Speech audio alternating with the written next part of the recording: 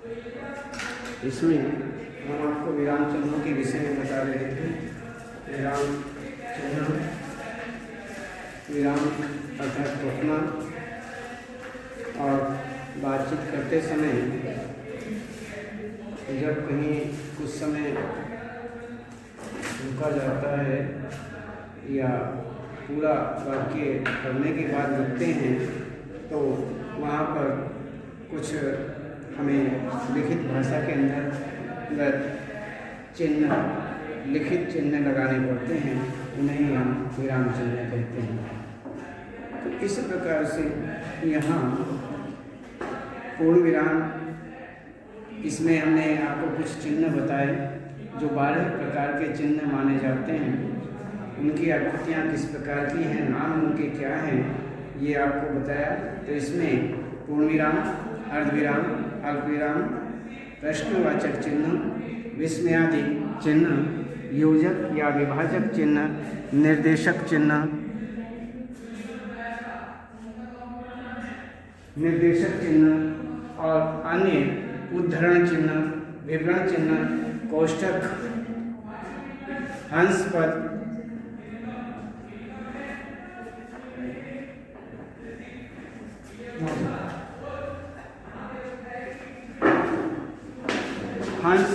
हंस पद या त्रुटि पूरक,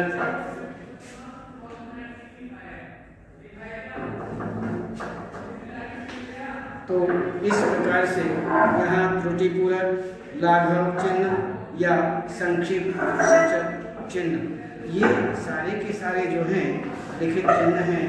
जब हम वार्तालाप करते हैं, बातचीत करते हैं, बोलते हैं या अन्य किसी को कुछ समझाते हैं, बताते हैं, तो उसमें कहीं न कहीं कुछ न कुछ समय रुकना पड़ता है, और जो वहाँ पर रुकते हैं वहाँ पर कुछ लिखित चिन्ह लगाए जाते हैं, वो ही ये चिन्ह माने जाते हैं, विराम चिन्ह उन्हें कहते हैं।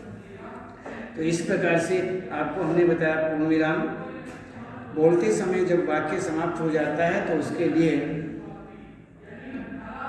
लिखित भाषा में पूर्ण विराम चिन्ह का प्रयोग किया जाता है।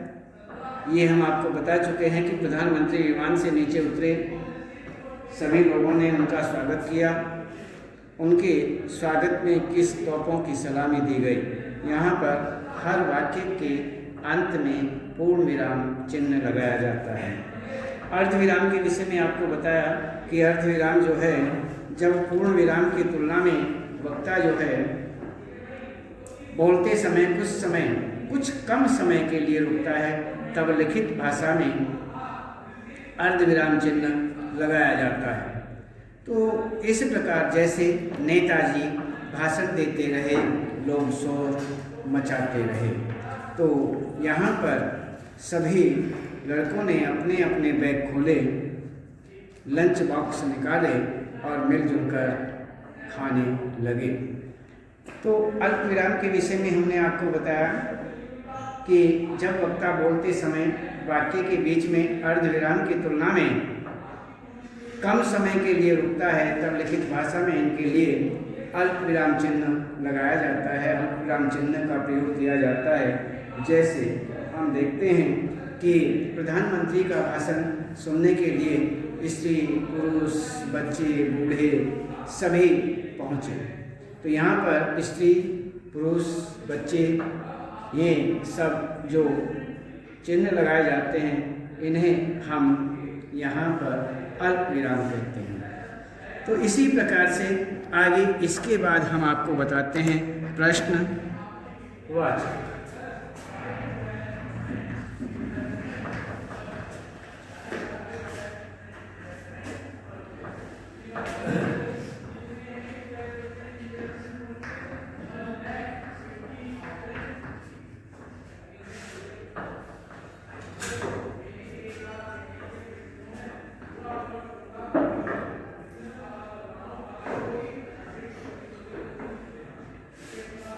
प्रश्नवाचक चिन्ह, प्रश्नवाचक चिन्ह जब वक्ता बोलते समय वाक्यों में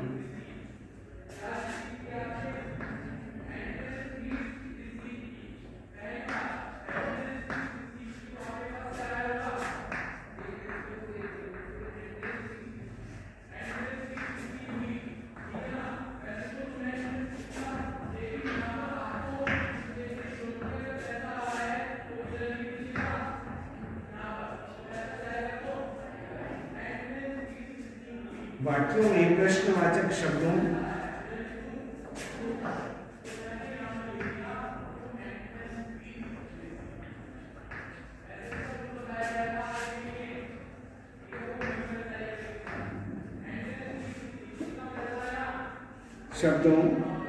कब, कहाँ, कैसे, कब, कहाँ, कैसे, क्यों आदि।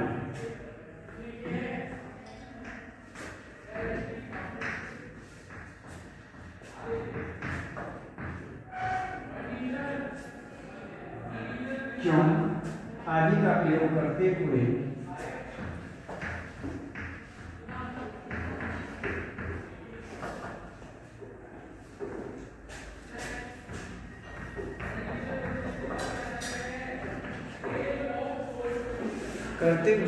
प्रश्न पूछता है।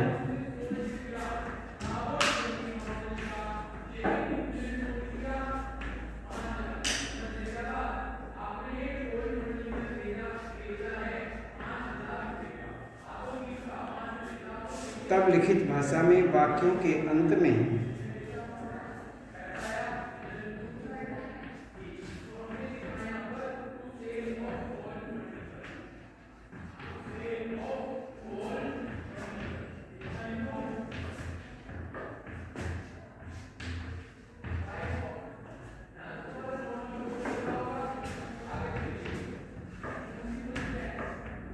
वाक्यों के अंत में प्रश्नवाचक चिन्ह लगाया जाता है।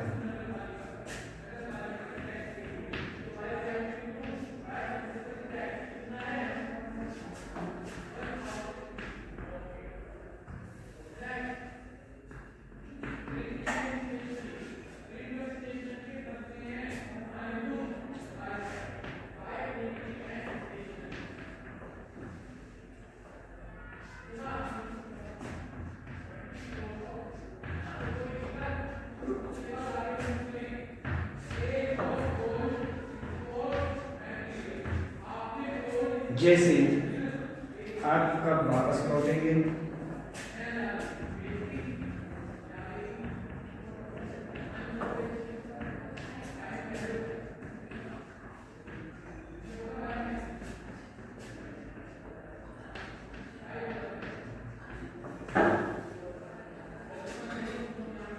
क्या आप मेरे घर आ सकते हैं।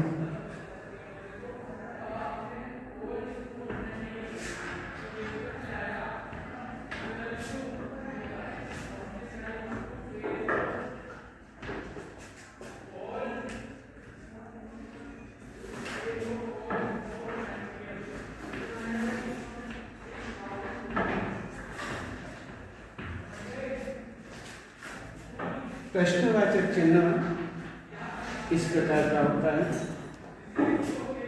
लिखित भाषा में ये प्रश्नवाचक चिन्ह है। जब वक्ता बोलते समय वाक्यों में प्रश्नवाचक शब्दों कौन कौन से, कब, कहाँ, कैसे, क्यों आदि का प्रयोग करते हुए प्रश्न पूछता है, तब लिखित भाषा उस समय तब लिखित भाषा में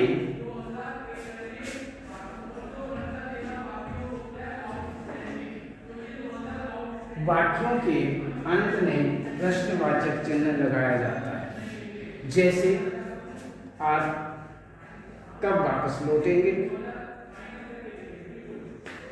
तब शब्द जो है ये प्रश्नवाचक शब्द है। क्या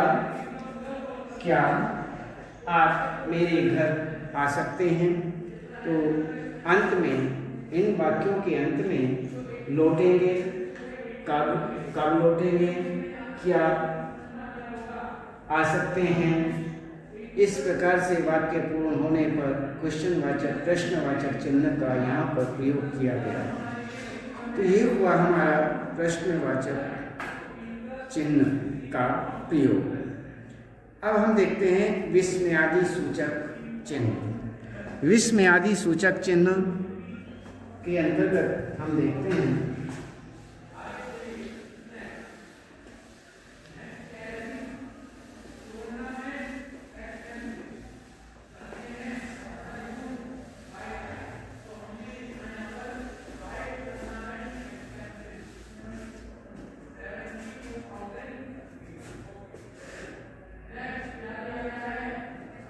इसमें विस्मय आदि सूचक चिन्ह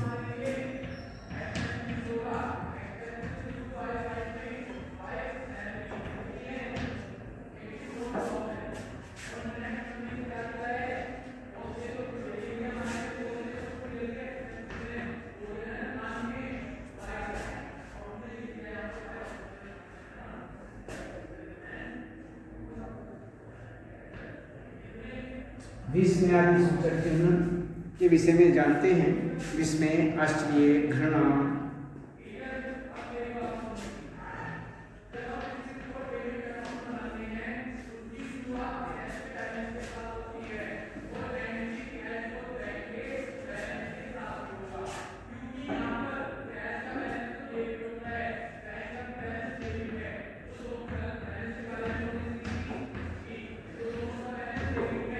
शोक, प्रसन्नता आदि।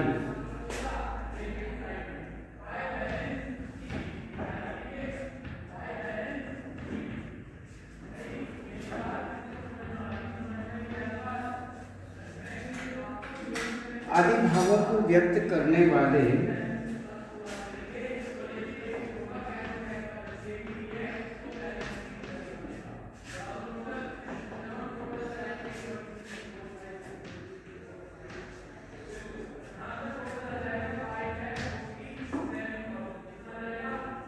पदों, वाक्यों,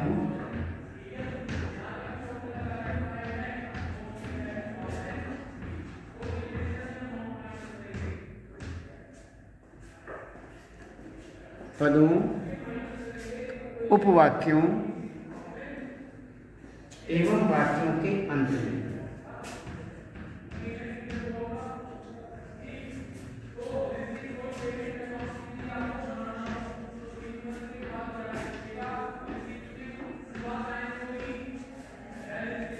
वाक्यों के अंत में तथा संबोधन सूचक शब्दों के बाद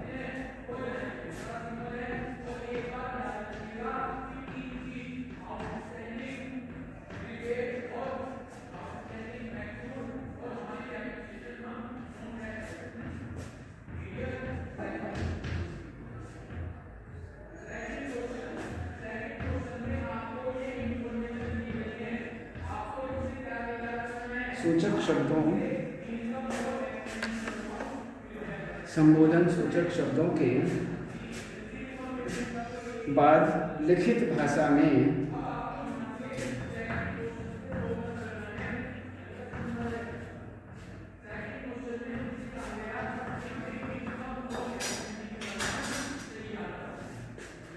विस्मय आदि सूचक चिन्ह लगाए जाते हैं।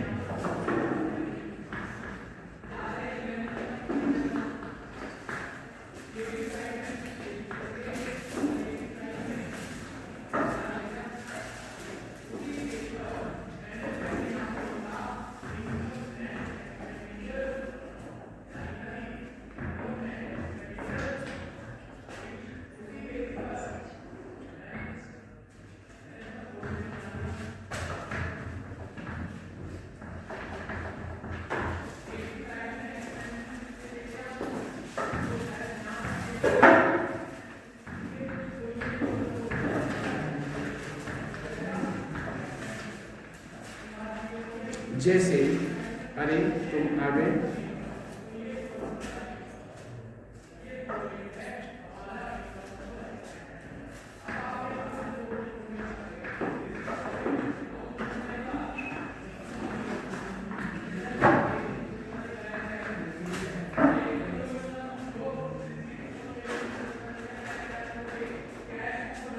ओह आज तो बहुत ठंड है।